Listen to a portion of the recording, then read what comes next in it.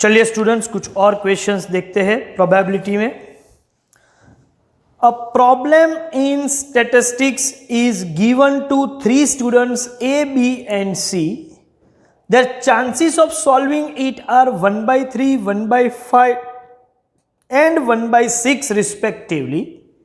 What is the probability that problem will be solved? 3 students A, B, C को बोला कि आप problem solve करो। हर एक की प्रॉब्लम सॉल्व करने की क्या चांसेस है वो भी प्रोबेबिलिटी अवेलेबल है।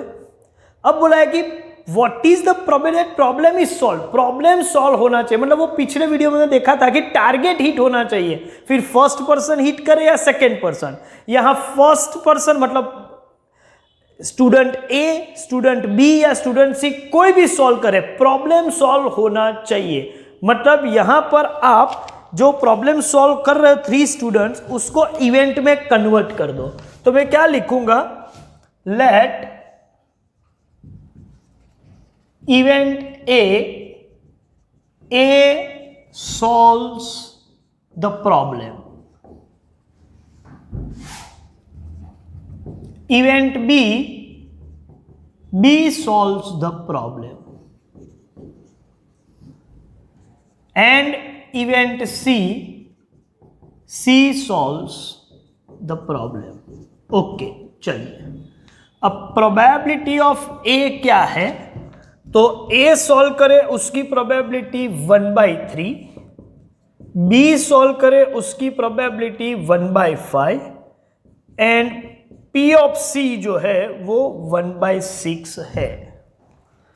और क्वेश्चन है कि प्रॉब्लम सॉल्व होना चाहिए, रिक्वायरमेंट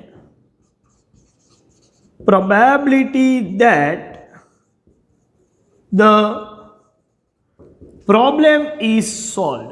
मतलब पिछले वीडियो लेक्चर में जो हमने देखा था ऐसा ही, क्या देखा था कि भाई टारगेट हिट होना चाहिए, कौन हिट करता है वो इमटेरियल है, मतलब यहां प्रॉब्लम सॉल्व होना चाहिए, कौन सॉल्व करता है वो इमटेरियल, मतलब इवेंट ए या तो फिर इवेंट बी या तो फिर इवेंट सी, मतलब ए और बी और सी, ए एंड बी एंड सी नहीं है, सभी सॉल्व करे ऐसा नहीं है, कोई भी सॉल्व करे चलेगा। That means requirement is P of A union B union C। अच्छा A union B union C ऐसा हो सकता है दोनों सॉल्व करे या तीनों सॉल्व करे। हाँ, ये इवेंट म्यूचुअली एक्सक्लूसिव नहीं है, एक हो तो दूसरी नहीं होगी ऐसा नहीं है, इवेंट्स कैन अकर साइमल्टेनियसली।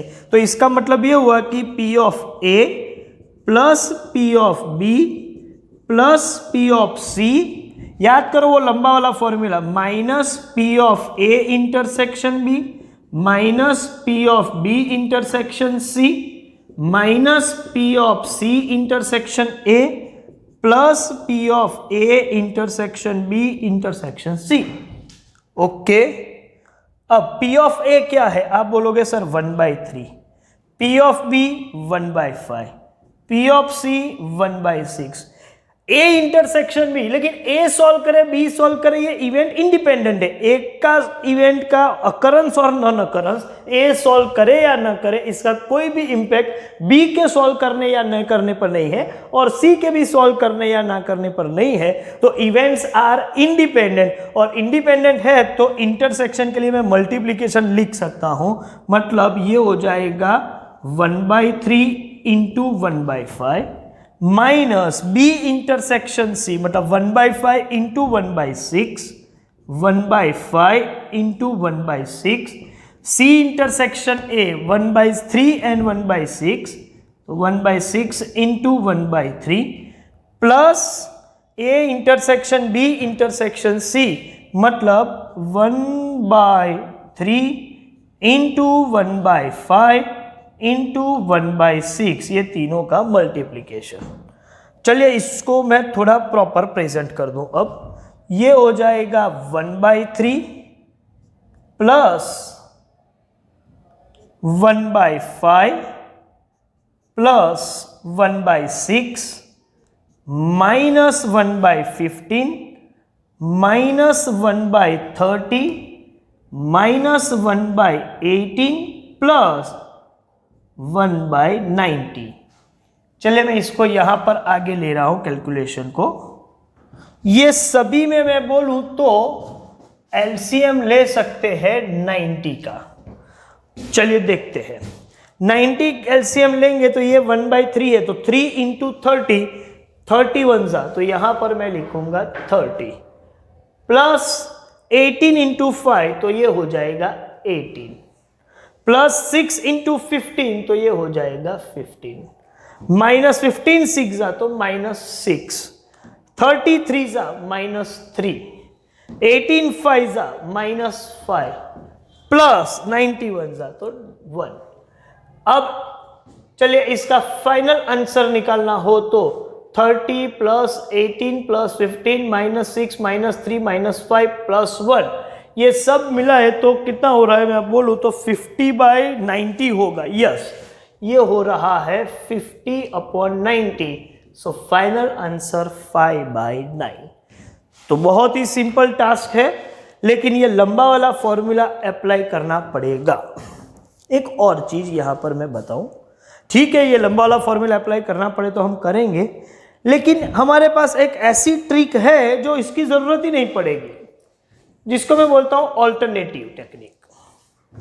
आपको मालूम है कि probability of A union B union C निकालना है, तो किसी भी प्रोबेबिलिटी हो तो 1 में से मैं उसकी कॉम्प्लीमेंट्री इवेंट जो है उसकी प्रोबेबिलिटी माइनस करूं तो वही मिलेगा। जैसे P of A is 1 minus P of A dash, P of B is 1 minus P of B dash, तो P of A union B union C is 1 minus P of A union B union C the whole dash. अब De Morgan's law के हिसाब से आपको मालूम है कि 1 minus ये डैश को मैं ब्रैकेट में ट्रांसफर करूं तो A dash intersection B dash intersection C dash, and अब हो जाएगा 1 minus P of A dash into P of B dash into P of C dash. क्यों? क्योंकि ये इवेंट ABC इंडिपेंडेंट है, तो A dash B dash C dash मतलब there complementary are also independent, और इंडिपेंडेंट है तो मैं सीधा मल्टीप्लीकेशन कर सकता हूं। लेकिन सर ये A dash B dash C dash की प्रोबेबिलिटी तो हमारे पास नहीं है, निकाल सकते हैं यहां से डायरेक्टली, मतलब P ऑफ A डैश हो जाएगा 2/3, P ऑफ B डैश हो जाएगा 4/5 and P of C dash हो जाएगा 5/6।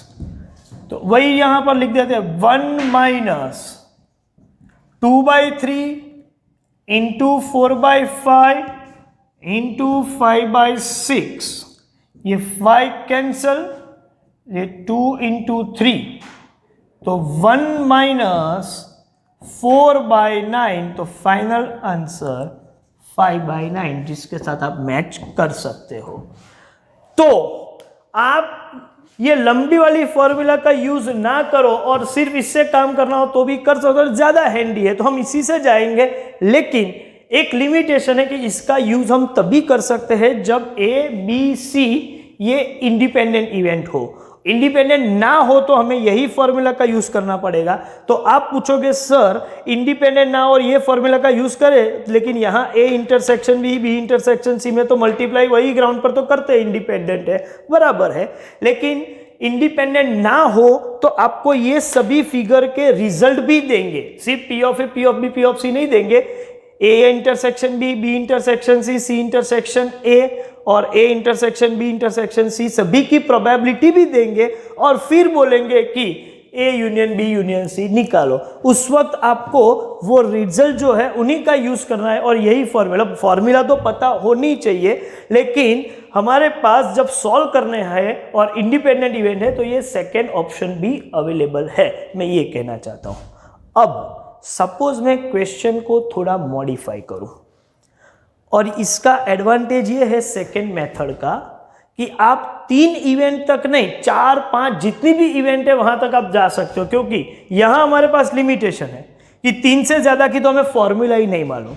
लेकिन ये केस में हम suppose a problem is given to 3 students ABC नहीं, टू 5 स्टूडेंट ABCDE, और फिर probability of solving them P of A P of B P of C P ऑफ D और P ऑफ E देंगे, और आपको बोला जाए कि प्रॉब्लम सॉल्व होना चाहिए तो आपको क्या करना पड़ेगा, ये P of A dash, P of B dash, P of C dash और P ऑफ D डैश और P ऑफ E डैश निकाल के 1 में से वो सभी का प्रोडक्ट माइनस कर दो तो आपको P of A union B union C union D union E मिल जाएगा। तो ऐसा क्वेश्चन भी आप सॉल्व कर सकते हो और नेक्स्ट क्वेश्चन इसी पैटर्न का है, ठीक है। तो वो मैं आपको होमवर्क में दे रहा हूं। नेक्स्ट क्वेश्चन, कुछ और क्वेश्चन भी होमवर्क में देखते हैं, ठीक है। That means you need to complete in homework question number 52 and 53, ये आपका होमवर्क रहेगा, ठीक है। चलिए, थैंक यू वेरी मच।